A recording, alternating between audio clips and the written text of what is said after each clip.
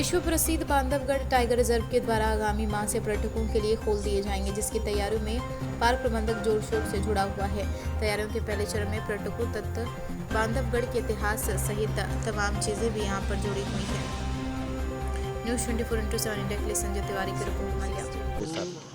ये हफ्ते भर की ट्रेनिंग है कि इस बार पूरे गाइडों की ट्रेनिंग इकट्ठा ना लेते हुए डिपार्टमेंट ने ये तय किया है कि 3 बैच में डिवाइड करके किया जाएगा, जिससे कोविड के हिसाब से सोशल डिस्टेंसिंग मेंटेन रहेगा। तो हर बैच के बाद 2-2 दिन का ट्रेनिंग है। अभी 1 तारीख से हम लोग सब जानते हैं कि पार्क खुलने वाला है, तो ये सही समय था गाइड ट्रेनिंग करवाने का, जिसमें अलग अलग तरीके का ट्रेनिंग होने वाला है। एक है कि कोविड को नज़र में रखते हुए पार्क में क्या क्या ध्यान रखना चाहिए गाइडों को। दूसरा, अभी इतने समय में टूरिज़्म में बदलाव काफ़ी आया है, तो हमने वो भी समझने की कोशिश की है कि टूरिज़्म का एक्सपीरियंस ज़्यादा अच्छे तरीके से कैसे गेस्टों को दिया जाए, पार्क को लोगों के सामने या दुनिया के सामने और अच्छी तरीके से कैसे रखा जाए।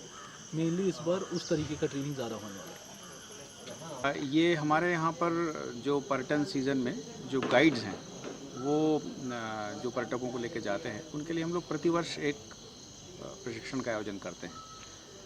हम लोगों ने इस वर्ष भी जो है पर्यटन सीज़न में पर्यटकों के लिए एक प्रशिक्षण का आयोजन, गाइड्स के लिए प्रशिक्षण का आयोजन किया है। और हमारे यहाँ लगभग 100 के लगभग गाइड्स हैं, तो हम लोगों ने 2 दिवसीय सत्र इसमें रखे हैं। इस गाइड प्रशिक्षण का शुभारंभ आज किया गया और इसमें हम लोगों ने पूना से एक चितले साहब हैं जो बहुत अधिक अनुभवी प्रशिक्षक हैं, उनको रखा है। लीगल एस्पेक्ट्स के बारे में प्रशिक्षण देने के लिए रखा है। कुछ नेचुरलिस्ट हैं, उनको यहाँ के जो प्रकृति से संबंधित मुद्दे हैं जो गाइड्स को मालूम होना चाहिए उसके संबंध में रखा है।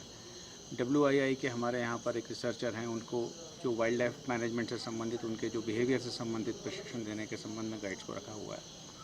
और उसके अतिरिक्त हम लोगों ने भी उनसे चर्चाएँ रखी हैं बीच बीच में सेशन में।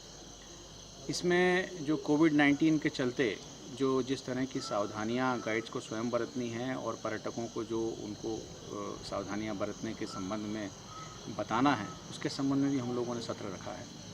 और इस गाइड प्रशिक्षण के बाद हम लोग उन लोग सबका एक मूल्यांकन के लिए एक परीक्षा भी आयोजित करेंगे।